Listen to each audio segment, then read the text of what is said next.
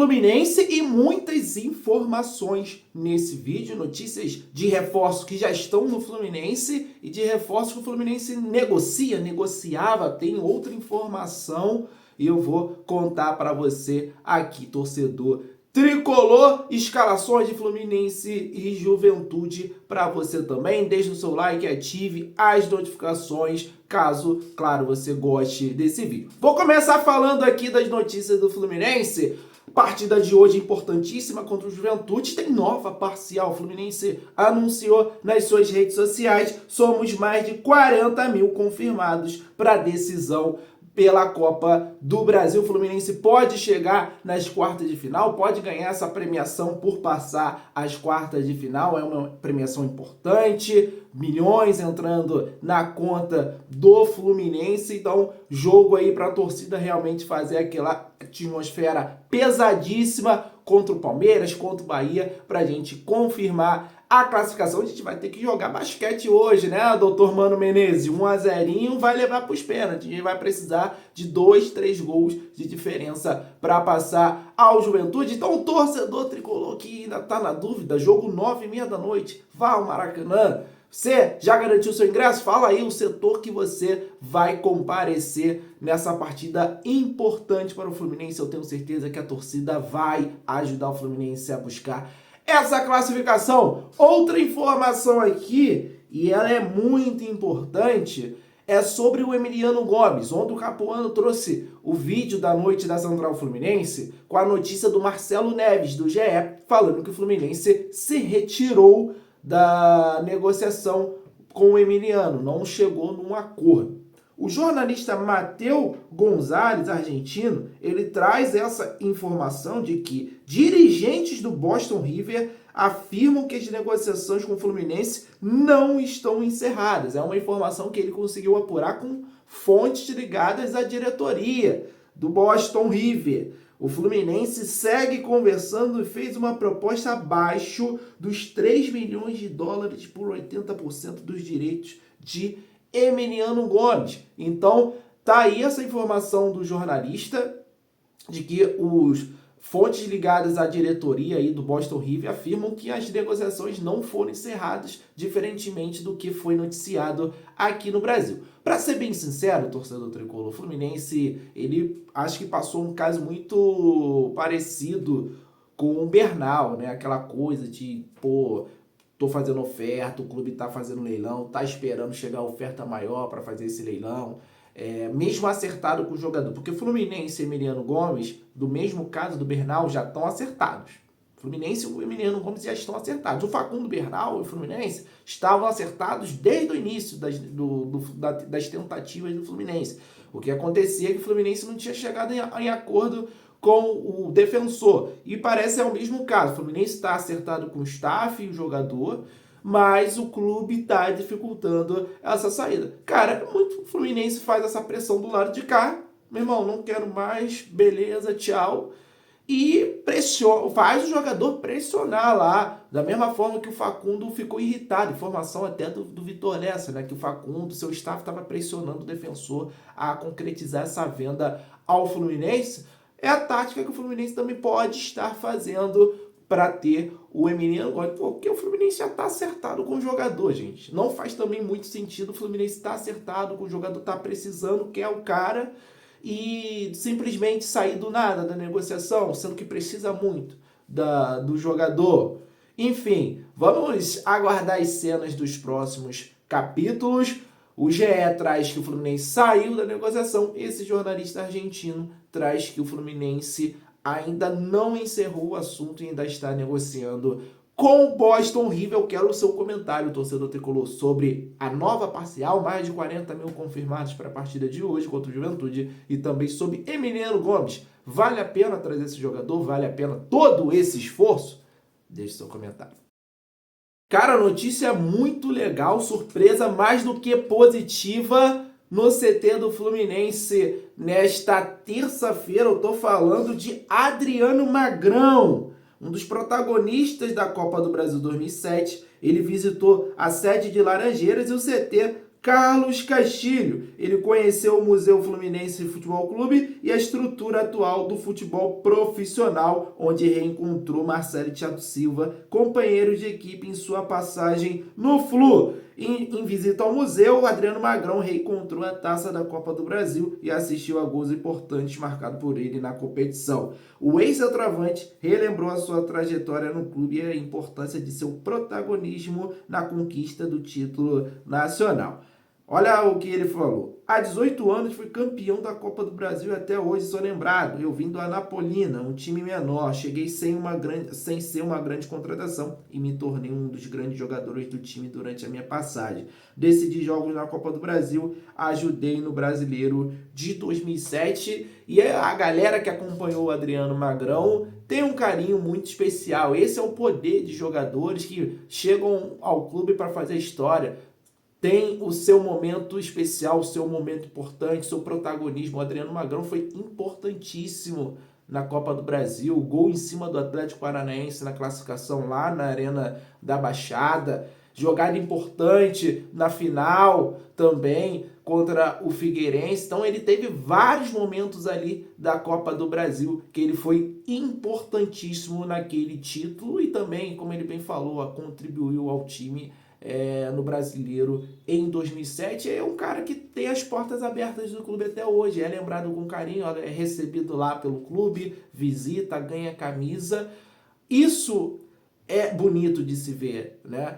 Jogadores que marcam história, o clube valorizar esses caras que, faz parte da história. O cara ajudou no título nacional depois de tanto tempo. Na época o Fluminense estava 23 anos sem ganhar um título nacional. O último título tinha sido o Brasileiro de 84. Em 2007, o Fluminense ganhou a Copa do Brasil. Então, foi um marco muito importante. Foi uma virada realmente de chave do Fluminense, que estava muito tempo sem ganhar um título de expressão. Então, lembro muito bem do Adriano Magrão, né? Teve a sua importância, teve os seus momentos especiais, está no coração de todos os tricolores que acompanharam aquela Copa do Brasil e vibraram.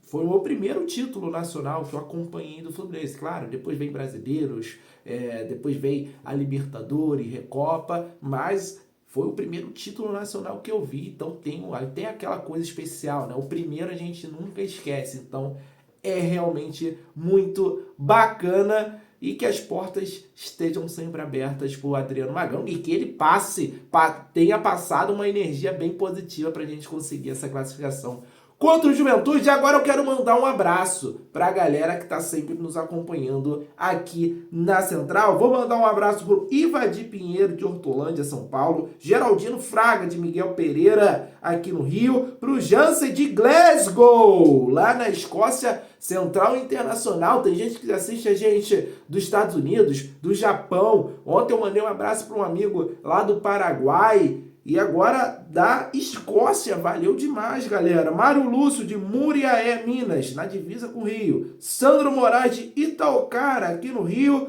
Paulo Cruz, de São Luís, no Maranhão. Valeu demais, galera, que está sempre acompanhando a Central Fluminense. Deixe o seu like, ative todas as notificações. Daniel, como que ativa as notificações? Ou como deixa o like? Tem aí o botão assim, ó, do joia. Clica aí, você vai deixar o like e toca no sininho aí e coloca todas as notificações para não perder nenhum vídeo da Central. Entre no nosso grupo do WhatsApp, link no comentário fixado aí desse vídeo. Clicou, seguiu a gente lá, você vai receber de forma instantânea as últimas notícias que saírem do Fluminense no nosso canal do WhatsApp. Show de bola! Informação importante sobre o reforço que o Fluminense anunciou, mas ainda não entrou em campo. E muita gente pergunta aqui no nosso canal do YouTube, lá no nosso Twitter, no Instagram, por que o Inácio não joga? Informação de José Ilan, jornalista, sobre o zagueiro tricolor. Todo mundo lembra, né? O Fluminense gastou cerca de 12 milhões de reais para ter o jogador de 27 anos.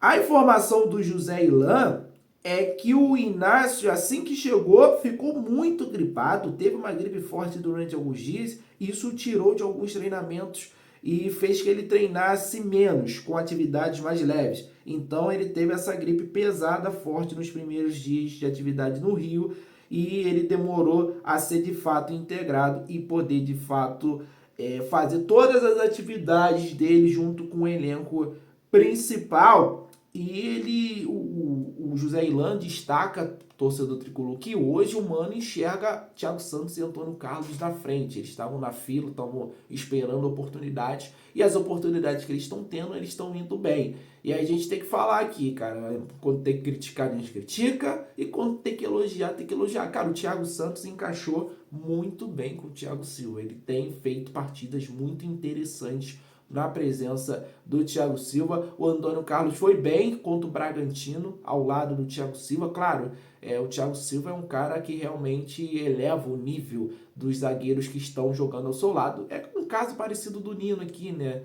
O Lucas Claro, o Manuel, o David Braz, o próprio Felipe Melo como zagueiro. Cara, os caras subiram de nível jogando ao lado do Nino. Então, acontece o mesmo com o Thiago Silva. O Thiago Silva é um senhor zagueiro, e dizem as más línguas, né, que ele deu uma carreira para o Marquinhos, né, zagueiro da seleção brasileira, porque eles jogaram juntos no PSG, jogaram juntos na seleção, e a galera sempre fala, né, que o Thiago Silva sempre elevou o nível do Marquinhos, e sem o Thiago Silva, o Marquinhos já não é o mesmo jogado. Mas fato o Thiago Santos está muito bem. Eu não vejo qualquer justificativa que seja para tirá-lo do time neste momento, né? Neste momento de início de dupla Thiago Santos, Thiago Silva. Thiago Santos está muito bem. O Antônio Carlos, quando jogou com o Thiago Silva, foi bem.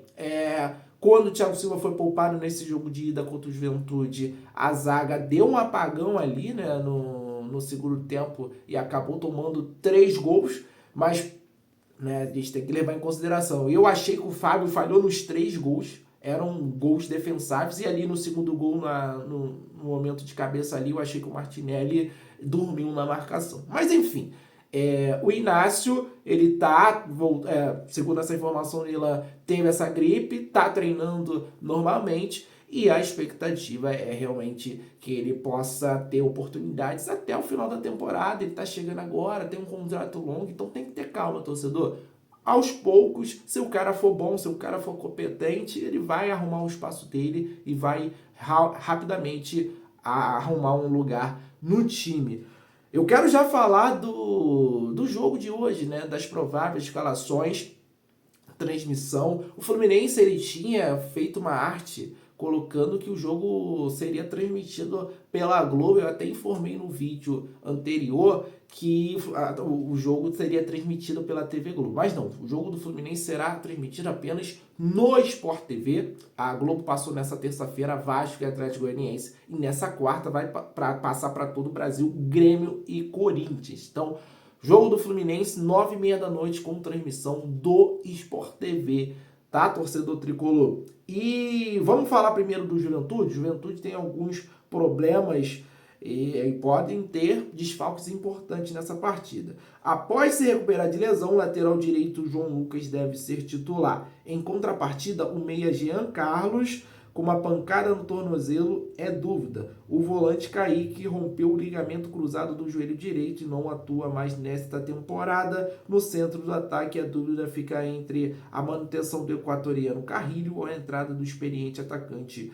Gilberto. Provável escalação do Juventude: Gabriel, João Lucas, Danilo Bosa, Zé Marcos e Alan Ruschel, Thiaguinho, Jadson e Jean Carlos ou Mandaca, Eric Farias, Lucas Barbosa e Rony Carrilho ou Gilberto. Essa deve ser a equipe do Juventude. Já o Fluminense, ele vem de uma vitória sobre o Bahia e poupou jogadores importantes contra o próprio Juventude. O Thiago Silva não jogou aquela partida, o Paulo Henrique Ganso e o Arias começaram no banco e entraram já no meio do segundo tempo ali.